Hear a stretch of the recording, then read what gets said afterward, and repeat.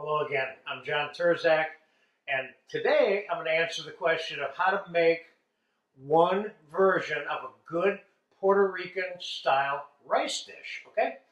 This dish is going to be made with 2 cups of white converted rice, a tablespoon and a half each of ground cumin and coriander, which we're going to grind in a grinder here, about 3 ounces of capers. And we're going to start out with a couple cups of chicken stock, and we're going to dilute about 1.5 ounces of achiote, which is annatto paste, and we're going to dissolve that in our hot chicken stock that I've got here.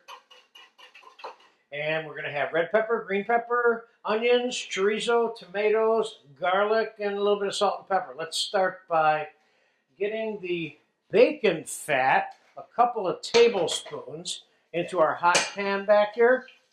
And let's move the vegetables directly into that pan. We're going to saute the vegetables a little bit and throw the capers in there too now.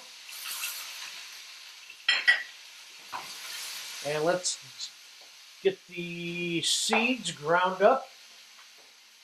Grind these up together because we're going to use them both together. Love this little coffee grinder for this.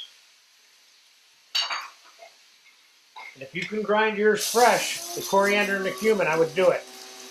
But if you have them pre-ground, that also works just fine.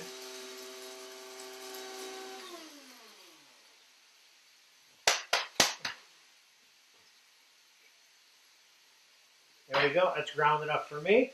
Let's get that in there with the veg.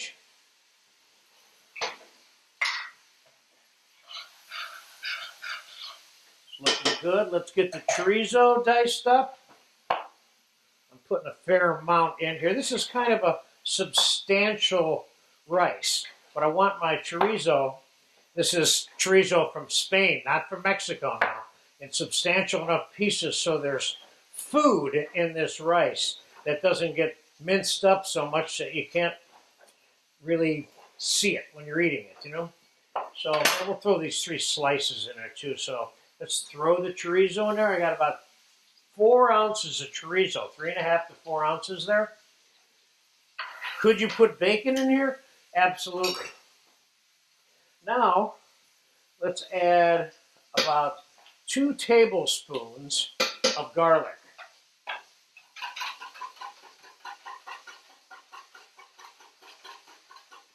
Try and get my annatto paste here completely dissolved before I put it in there. Because what we're going to do is we're going to soak the rice until it absorbs a good part, if not all, of this chicken stock and achiote while it's not cooking, okay? So we're going to put 2 cups, 1.5 cups of fresh diced tomato in here now. And I want to be careful I'm not burning any garlic back here. So for right now, we're going to pull that off the fire for a second. It looks like it's mixed up enough for me. This annatto is what's going to change the color of this entire rice dish. So let's put our 2 cups of rice in to the mixture, and let's put our quart of achiote flavored chicken stock on this. Now,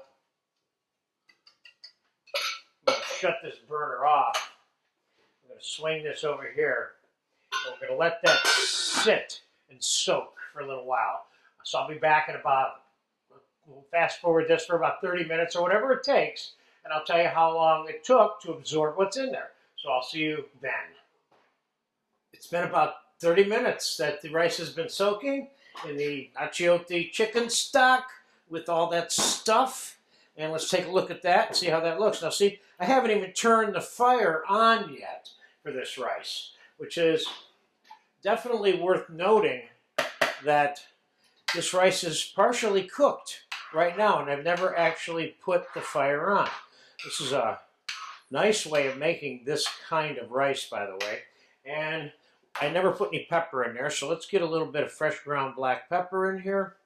Of course, if you want this a little bit spicy, this is the time to put some dried chili flakes in it or anything like that. So what we're going to do is we're going to add a little bit more chicken stock or water, and I'm going to start the little quick cooking process here. This looks good. Let me just get a taste of that so I know what I have here.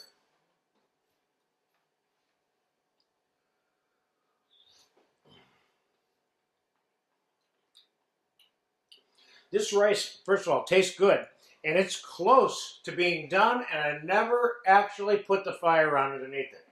Let's put about a cup, a little bit more than a cup and a quarter of chicken stock or water. And if you wanted butter in it, this would be a good time to put 2 or 3 ounces of butter in, or more olive oil or more bacon fat.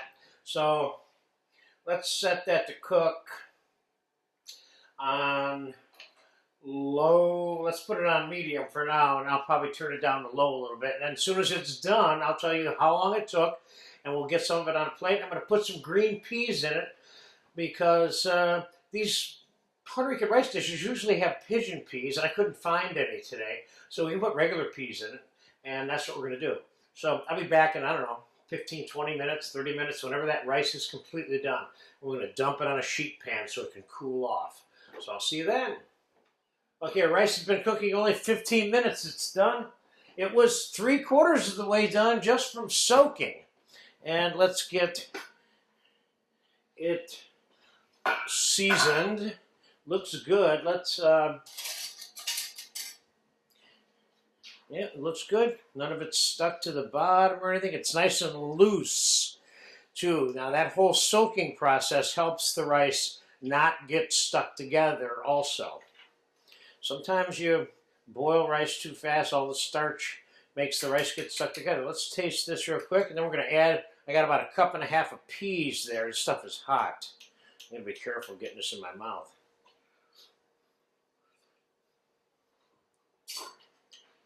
This needs a little bit of salt. And let's dump the peas in here. Let's go with 1 cup of peas. That looks like enough. Just going to mix those in.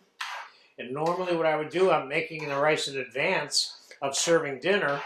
So what I want to do is I want to dump it on something like this, some flat surface, so I can lay it out and allow it to cool so it stops cooking a little bit. That's another reason why it's going to get all pasty, because if you let it sit around and continue to cook, that's exactly what it'll do.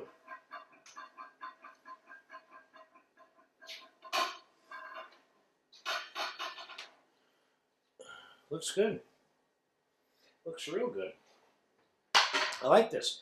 I don't think you need to have me put this on a plate. There you have one formula for a nice Puerto Rican style rice. Get a chance to eat this, go for it. It's good. We're definitely going to eat this probably with some braised short ribs today, I think. Bye-bye.